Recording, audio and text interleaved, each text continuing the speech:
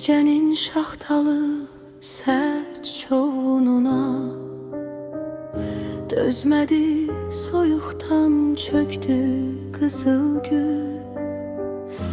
Hələ saralmamış yarpaqlarını sanki bir gecədə tökdü qızıl gül. Beləymiş vəfası bu təbiətin, itirdi ətirin xoş təravətin. Bir vaxtlar əyilməz boşluq qamətin, gör necə də əydi büktü qızıl gül. İtdi gözəllik naxışları da,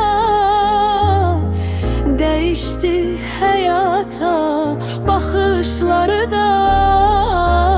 Dondu gözlərində gözyaşları da. Bir gecədə nələr çəkdi qızıl gül.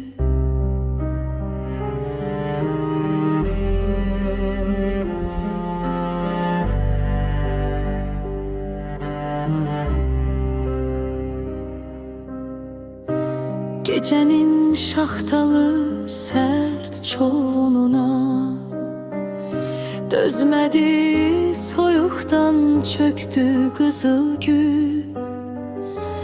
Hələ saralmamış yarpaqlarını sanki bir gecədə tökdü qızıl gül.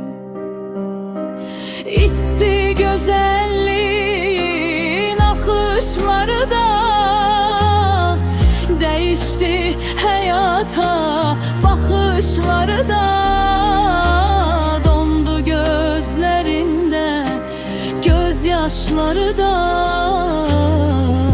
Bir gecədə nələr çəkdi qızıl gül. İtdi gözəllik naxışları da, değişti həyata baxışları da. Dondu gözlərində gözyaşları da. Bir gecədə nələr çəkdi qızıl gül.